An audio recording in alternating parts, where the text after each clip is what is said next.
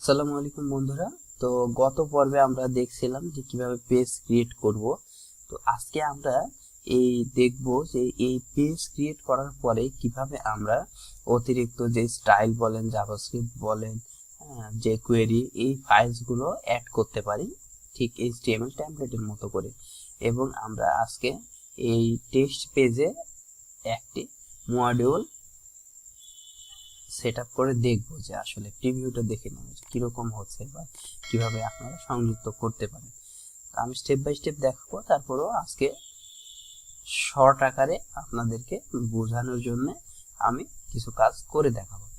তো প্রথমেই চলে আসি যে কিভাবে আপনি এক্সটার্নাল সিএসএস অথবা জেএস এড করবেন।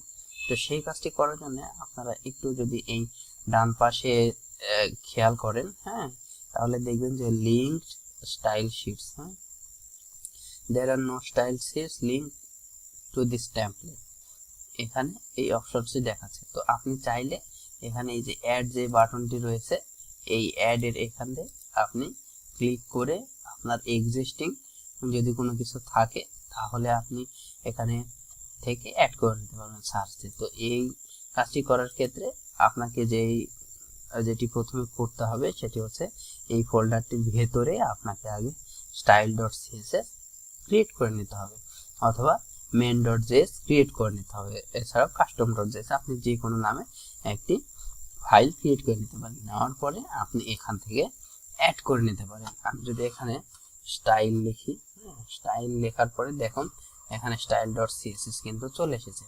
আমি চাইলে কিন্তু এই style.css-টা এখানে অ্যাড করে দিতে পারি। তো দেখুন এখানে কিন্তু style.css অ্যাড হয়ে গিয়েছে। এরপরে আপনি চাচ্ছেন যে আপনার কিছু অতিরিক্ত মার্কআপ লাগবে যেটা HTML এর হেড ট্যাগের ভিতরে। তো সেই ক্ষেত্রে আপনি এখানে আপনার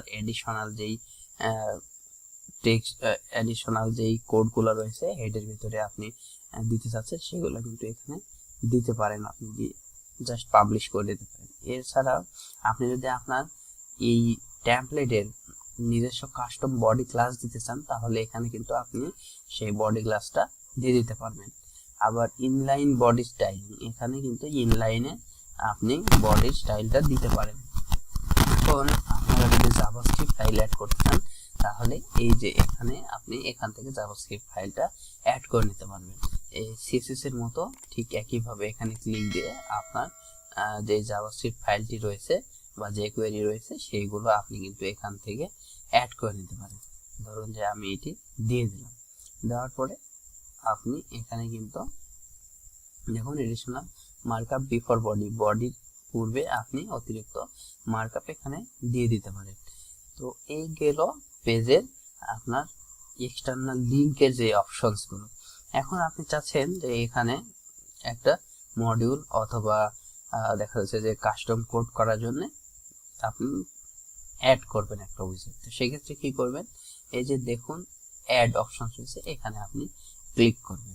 ক্লিক করার পরে ধরুন যে আপনি কি করবেন, আমাদের এখানে অনেকগুলো মডিউল তৈরি করা রয়েছে, এই কারণে দেখা যাচ্ছে যে সবগুলো পাওয়া যাচ্ছে। এই যে ধরুন রিচ টেক্সট, আপনি রিচ টেক্সট এখানে শো করাবেন, যে আপনার কিছু টেক্সট শো করাবেন। আপনি পাবলিশ করে দিলেন। পাবলিশ করে দেওয়ার পরে আপনি এখান থেকে প্রিভিউটা দেখে নিতে পারবেন। তো আমি প্রিভিউ উইদাউট ডিসপ্লে অপশনস দিলাম এবং লাইভ উইথ ডিসপ্লে অপশন, দুটি অপশন রয়েছে। তো আমি এটি দিলাম, দেওয়ার পরে দেখুন আমার এখানে কিন্তু শো করছে। সো এখান থেকে আপনি নিজের কাস্টমাইজেবল টেক্সটগুলো দিতে পারেন। তো এই ভিডিওটি অনেক দীর্ঘ হয়ে যাবে, সেই কারণে আমি এখানে শেষ করছি। তো পরের ভিডিওতে আমি আপনাদের টেক্সট চেঞ্জ করে এবং এই প্রিভিউ অপশনসটি দেখিয়ে দেবো, বিস্তারিতভাবে বলে দেবো। তো সুস্থ থাকবেন, সুন্দর থাকবেন, আর আমার চ্যানেলটি সাবস্ক্রাইব করে পাশে থাকবেন। ধন্যবাদ। আসসালামু আলাইকুম।